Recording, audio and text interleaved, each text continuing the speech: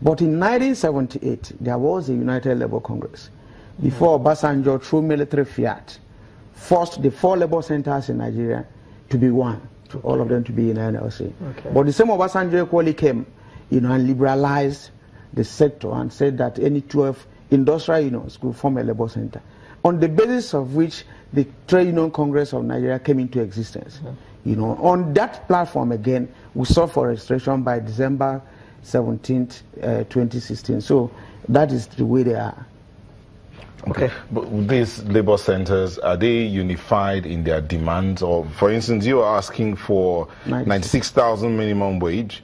The other group is NLC is asking for, I think, 52,000 or thereabouts. So, is there a unifying factor? What happens is that if there are demands, because there are over 40-something industrial unions in Nigeria, they can all have their own views on this. But if you want to secure the labor position when negotiation starts, the labor group meets, to come up and agree on their position. Because, for instance, the palliative... You haven't done that yet? No, because the committee have not started work. Okay. The palliative committee set up after the Bosch strike over increase in petroleum products had equally labor committee meeting, to harmonize their positions before the main meeting. So I don't think there is a big problem there in terms of demands, and every group that is making demand have statistics to back up the demand they are putting on the table. Okay, let me switch over to Mr. Ozueson in Abuja. We are hearing rumors that the NLC is planning to campaign against political office holders. Now, can you tell us what that is all about? So campaign against who? Political office holders. What got you? So campaign against who? Political office holders. No, not so. We've not taken. We have no campaign against political office holders. We have campaigns against specific issues, and they have never been hidden. If we campaign against a high cost of governance, that is not campaigning against political office holders. If we campaign against corruption, that is not campaigning against political office holders. If we campaign against legislation or attempts at legislation that are offensive, those are not campaigning against political office. We have not said we are campaigning against political office holders. If you will permit me, the issue of minimum wage that you just discussed, I think it is important that we get this thing in perspective. The demands that have been made and the demand that we made jointly with the Trade Union Congress, which for us, we know in existence today, from our own perspective, we know of 2 labor centers in Nigeria, and we work together. The Trade Union Congress is the second one apart from NLC, and we work together. We worked together to make the demand of the 56,000 naira minimum wage. But you recollect that that is almost 2 years ago, and that many things have changed since then. It is when the tripartite committee is set up and we are on the table that the issues and the parameters would be looked at, and what is the appropriate minimum wage would then be set. So what is crucial is for the tripartite committee to really be convened, which would be government, private sector employers, and labor. And at that table, we would then be able to address the issues and work out what the appropriate figure should be. Okay. So there should be no issue or confusion about that. Now, you mentioned NLC and TUC. So is there no relationship between NLC and ULC? Doesn't NLC recognize the ULC? With due respects to our comrades, we value labor unity and labor cooperation. When we do know of existence officially of any other labor center, we will also find a way to engage.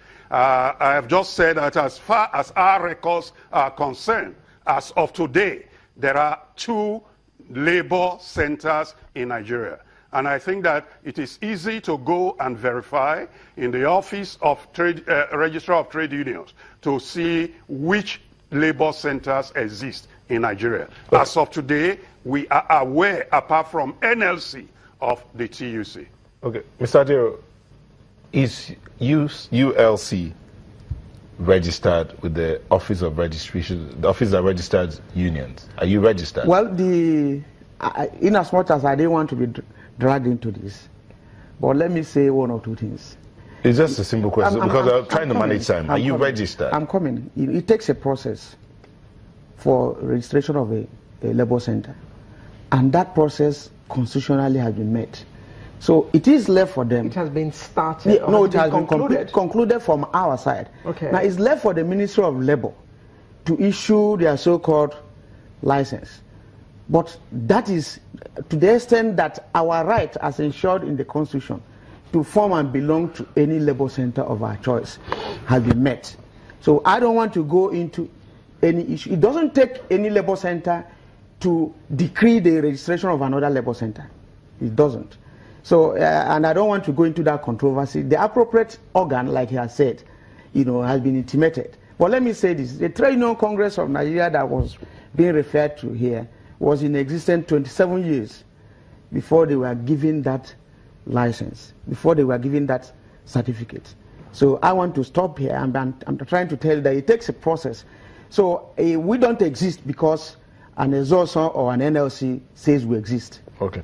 Now the question would be, how would the workers who are under a union and the other workers who are somewhat divided? I mean, if I'm supposed to be under NLC based on my union, and Alewa is supposed to be under ULC based on her union, how would they work together to ensure that the workers' welfare in the country is taken care of, is fought for, and all of this ensured? That's the question. Well, let me because right now it looks as the leaders are... Let me say this. There's no controversy over this. It depends on characters and the leaders. On Thursday, I was at the rally of the local government workers on local government autonomy to the National Assembly. The local government workers incidentally happened to be in NLC. When they carried out their rally in Lagos, I was among the people that led the protest to the government house in Lagos State. Now, this is all about labor solidarity. But for those who believe that, oh, since your father and my father are not relating well, we should not relate, they cannot still operate at that level. So in terms of solidarity and labor unity, it fosters in some circles. But those with conservative stereotype position can still maintain it. Okay, going forward, you mentioned something earlier, something about private sector, some private sector players owing salaries. Yeah, I say some of them owe salaries. They go into all forms of precarious labor practices, and I'm saying that it is more in the private sector than the public sector. But you see, the attention more or less seems to be at the public sector, while private sector employers do worse things. Some of them owe salary, some of them involved in casual labor, among other practices. So we need to balance it up in any demand at a period like this when we're talking of May Day. Both the private sector workers, their problems must be articulated and brought to the front burner. Okay. Mr. Johnson, just before we go, and we have to go in about 60 seconds, tell us quickly about the pre-May Day lecture. The pre-May Day lecture, can you tell us about it? The pre-May Day lecture is taking place today, and it is on the theme of May Day, which is labor relations in economic recession.